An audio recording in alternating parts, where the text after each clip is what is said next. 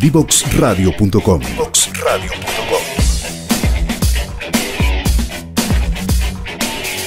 Conversaciones que simplifican lo complejo.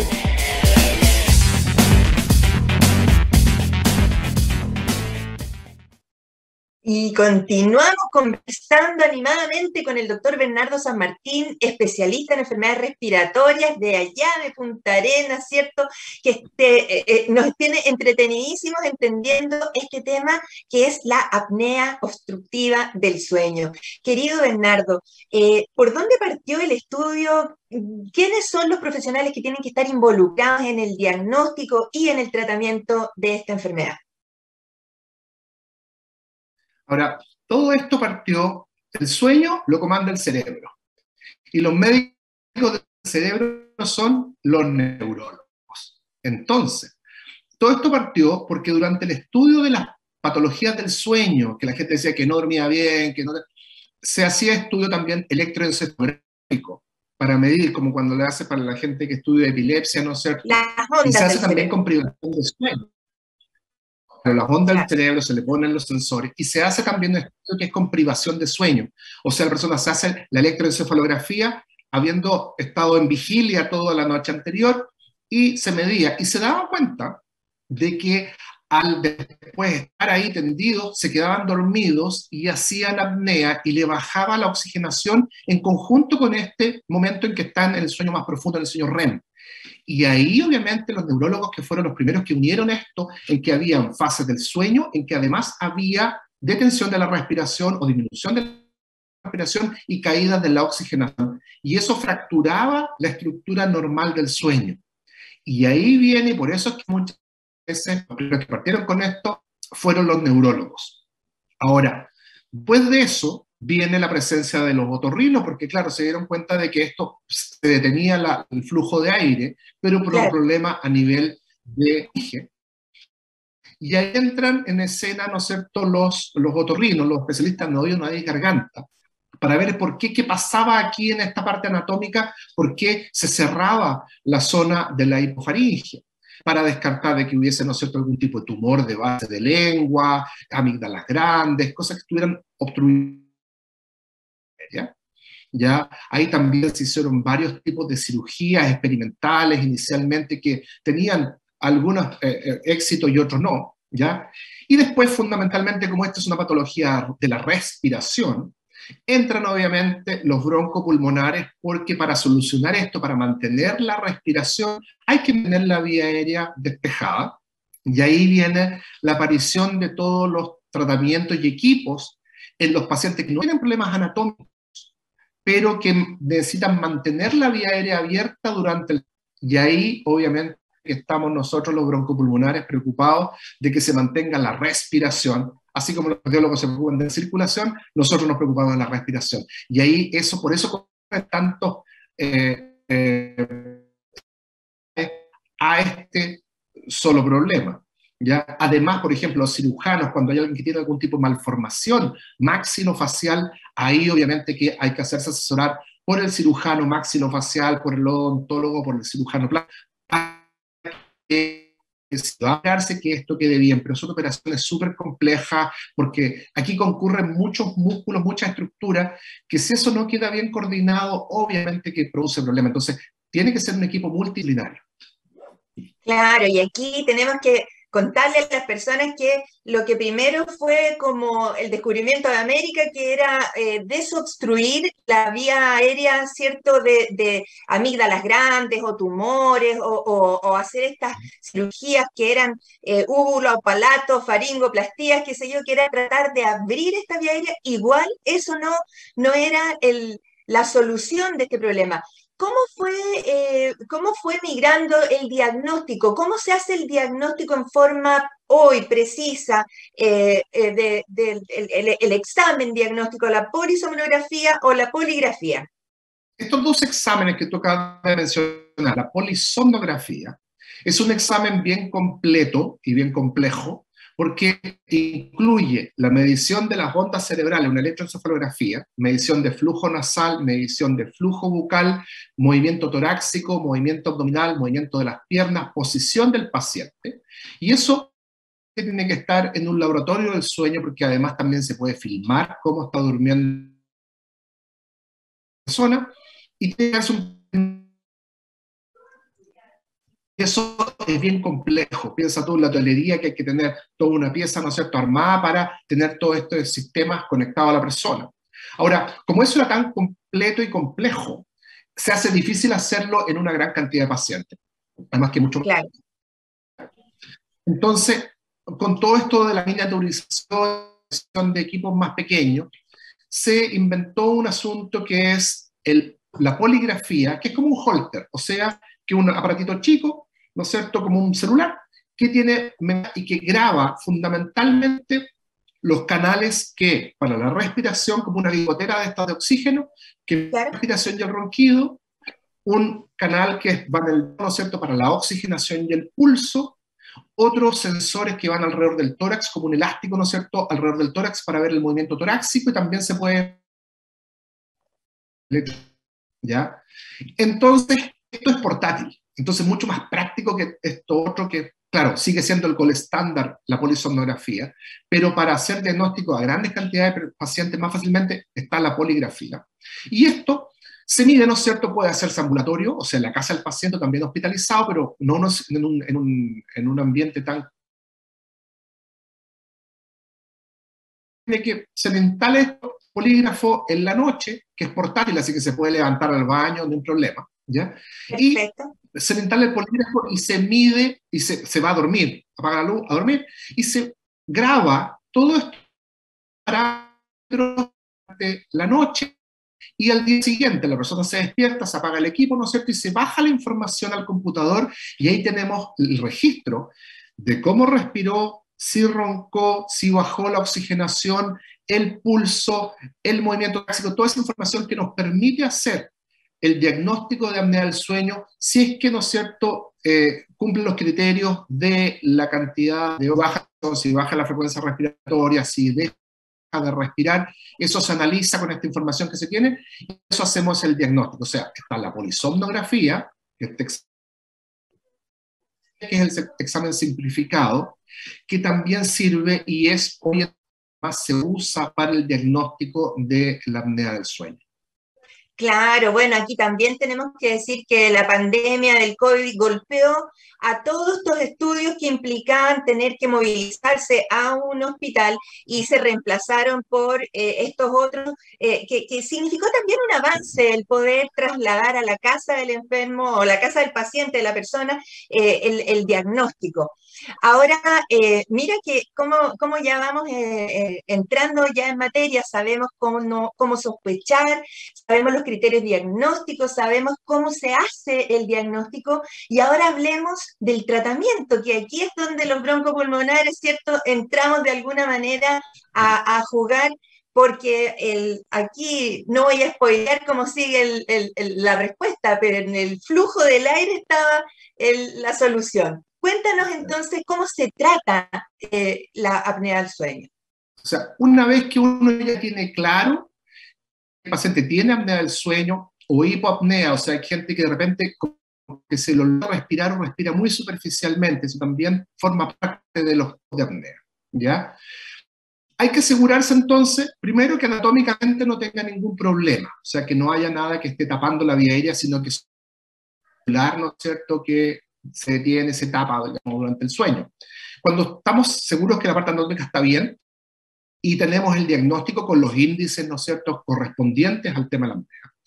Ahí, hoy en día, el tratamiento más rápido, efectivo, práctico y directo es el uso de lo que se llama un equipo de CPAP, que es como un compresor chiquitito. CPAP viene del inglés, ¿no es cierto?, Continuous Positive Airway Pressure, o sea, presión positiva continua de la vía aérea, porque sopla. Sería negativa si chupara, pero no, aquí sopla. Entonces un compresor sopla, positiva la presión, va saliendo, ¿ya? Entonces, lo que hace es que al poner esta presión, que no es mucha, es una presión pequeña, e incluso existen equipos que regulan la presión según lo que necesita el paciente, ¿ya? Como servo asistido. Justamente, mantiene la vía aérea abierta, entonces se acaba el ronquido porque ya no hay vibración. La vibración es la que produce el ruido. Ya no hay vibración, entonces deja de roncar, salvamos el matrimonio, ¿ya? Y deja de hacer apnea porque no se interrumpe el flujo de aire, entonces la persona no baja la oxigenación porque no está cortándose la respiración, salvamos las neuronas que dependen del oxígeno. Entonces, ganancia por todos lados. Y esto se usa solamente para dormir, porque la gente se asusta, ¿no es cierto?, de tener que usar estas mascarillas. Hay unas pequeñas que son de nariz, otras que cubren nariz y boca. Pero esto es solamente para dormir. Cuando uno va a apagar la luz a dormir, ahí. No es para ver tele, no es para recibir visitas, no. Es solamente para dormir, ¿ya? Y con esto se soluciona el tema. Ahora, ¿por cuánto tiempo? Porque la gente dice, bueno, ¿cuánto tiempo que tengo que usar? Ahora, eso, la palabra es permanente, pero con el avance de la ciencia, obviamente que esto puede cambiar. Antes los equipos que había eran equipos grandes, como un cajón de manzana, pero ahora ya hay unos equipos muy pequeños, casi el tamaño de una lata de bebida, ¿ya? Entonces, hay equipos que son portátiles, que tienen batería, ¿no es cierto?, y que lo puede usar la persona aunque esté acampando. Ahora, lo normal son equipos sí, hay unos equipos que son de sobremesa, de velador, digamos, que son como el tamaño de una radio reloj, ¿ya? Y que se conectan, ¿no es cierto?, al persona mediante una manguerita, y eso sopla aire, y eso nos elimina el problema. Ahora, puede que de aquí al futuro inventen una pastilla para la apnea del sueño, y cuando inventen eso, ya nos deshacemos de la manguerita y punto. Claro, pero en este minuto eso no existe. Claro, no. Pero mientras tanto, no soluciones como los lentes. O sea, puede que invente la pastilla para curar la miopía, pero mientras tanto hay que usar los lentes. A efecto, no hay más ronquido y no hay más apnea. Y cada vez los equipos son prácticos, son más pequeños y también ha bajado el precio, esa es la verdad. Antes era mucho más caro. Ahora, lo mismo que un televisor de 50 pulgadas, más o menos, a ese nivel. Pero el beneficio es tanto, le cambia, porque los pacientes siempre están muy tristes, dicen, pucha, tengo apnea, mis índices son súper mal. Peor es el índice, mientras más mal están, mejor después andan, porque en realidad recuperan un sueño más reparador, dejan de roncar, despiertan con más ánimo, y eso es calidad de vida, y eso el paciente lo agradece montones, y después lo primero que la meta cuando van de viaje es su CPAP, su equipo, ¿no es cierto?, para asegurarse que duermen bien y no van a roncar. Claro, yo he visto con las personas con su mochilita y lo traen bien. Dame un segundo. Disculpa, ¿la Romy no está acá? ¿Con la doctora Herrera? No, aquí no. Ya, chao. Perdón, cosas que pasan en vivo. Comentemos entonces esto de que si yo tengo entonces ya un diagnóstico y entiendo que mi problema es en la ausencia de flujo de aire, esta columna de aire a presión positiva que entra a la vía aérea va a hacer que me cambie la vida, me mejore la condición mental, recupere la memoria si es que no se ha deteriorado suficiente en ese momento.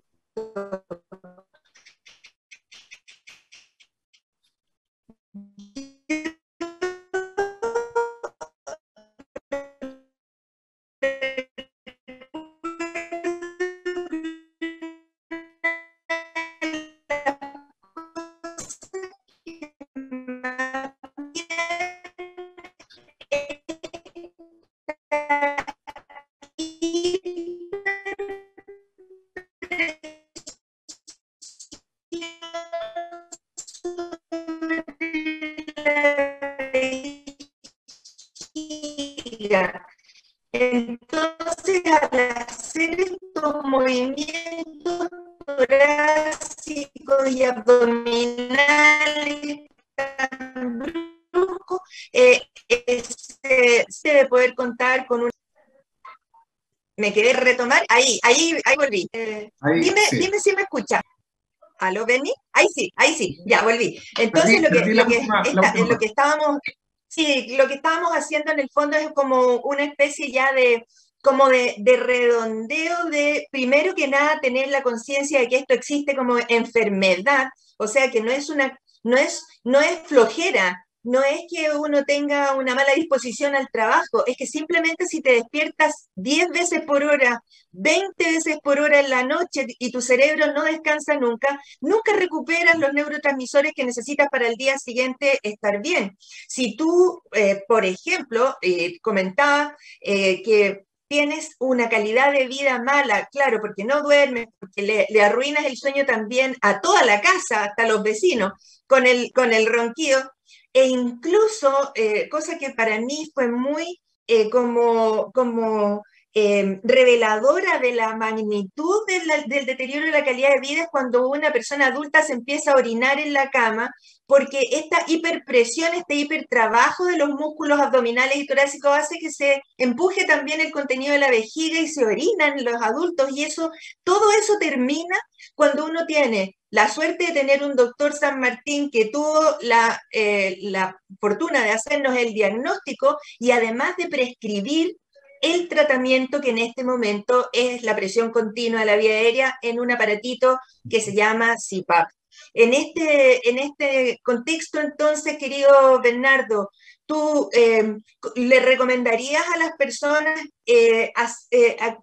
cuál sería su lista de chequeo básica para pensar, sí, capaz que yo tenga esto? Sí. La recomendación para el público general es que entiendan que no es normal que la persona ronque y haga pausas prolongadas para respirar. Sobre todo para la gente que duerme acompañada, ¿no es cierto? Que ven que no es normal, primero que nada. Segundo, que hay que primero, si usted me pregunta por qué médico parto, el otorrino, para ver cómo está la vía, ¿ya? De repente uno se encuentra con cosas importantes, rinitis, problemas de amígdalas, incluso tumores de base de lengua, que no se hubieran visto si no lo hubiera visto primero el otorrino. ¿Ya? Él con sus maquinitas mira para adentro y ve que todo esto todo bien.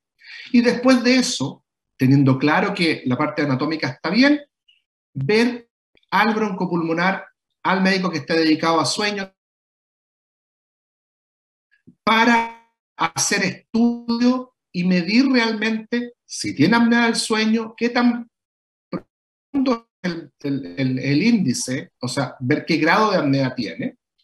Y si eso sale positivo, hacerse los exámenes, ya sea la poligrafía o la polisonografía, si es posible, ¿ya? Y si eso sale positivo, saber que eso tiene tratamiento y que el tratamiento es altamente efectivo, es súper bueno y que les cambia la vida. Y después de eso, teniendo eso, se adquiere el equipo, ¿ya? Se compra el equipo, que es una inversión, sí, pero piensa usted que un choque, el raparse en el auto, chocar, es mucho más caro que cualquier equipo que hablamos. Claro, y con más consecuencias. Un foco vale muy caro. Ya un foco vale muy caro, imagínense lo que es chocar. ¿Ya? Entonces, ahora, y con eso, saber que esto se soluciona el problema de la apnea. Existen otros problemas de patología del sueño también, por supuesto. Pero esto es tan frecuente que cubriríamos a una cantidad importante de la población y ayudaría a que todo el mundo durmiera bien en la casa, porque cuando alguien tiene un gran roncador en la casa, créeme que es un problema importante, ya de convivencia, ¿ya? Entonces, saber que esto tiene tratamiento y que cada vez los equipos son cada vez más chicos. Eso cuando les meten susto y dicen, no, mi tío usa una máquina grande. No, eso era antiguo, ahora hay cosas más chicas. No, que usa una máscara grande. Tampoco, ahora las máscaras son pequeñitas. Entonces, conocimiento actualizado, consultar bien con su médico, ¿no es cierto? Tener claro el diagnóstico y usar el equipo. A los pacientes que ya tienen su equipo, ¿ya? Primero, mantenerse al día con el control de su médico para llevarle al equipo, ver la información de los equipos ahora, incluso los que tienen Wi-Fi, o sea que avisan si no está usándolo, mantener la limpieza del equipo, mantener el equipo, consultar con su médico, control con su médico, con el equipo para ver cómo están los índices, ¿ya? Y lo otro es actualizarse. Hay equipos nuevos saliendo, es como los celulares, que uno va cambiando el celular cada cierto tiempo. También están saliendo equipos nuevos que son una maravilla, que son portátiles, que no meten ni un boche. Los equipos nuevos ya no prácticamente no meten ruido. Así que por ese lado no hay que tener susto que hay una máquina que hace ruido. No, eso ya no. ¿Ya? Entonces, ahí hay un montón de cosas. Vean, infórmense. Hay información en internet, pero fundamentalmente partir por la consulta a médicos, sobre todo otorrino y broncopulmonar, para ver el tema de los apnea del sueño. Cuando ya el acompañante ve que tiene apnea, es altamente probable que sí. Pero hay que... Querido Bernardo, te agradezco, este programa ha sido súper ilustrativo, hacía mucho rato que quería tocar estos temas, pero claro, ahora que ya estamos viendo como la luz al final del túnel del COVID, nos empezamos a preocupar por estas otras patologías, estas otras cosas, así es que muy agradecida de esta ilustrativa entrevista, me despido de ti y nos vamos a la última pausa musical para cerrar este hermoso programa que hemos tenido hoy con el doctor Bernardo San Martín, directamente y desde Magallanes. Que estés muy bien tú, Bernardo. Gracias. Gracias. Chao, chao. Chao, chao. ¿Quieres ser un protagonista?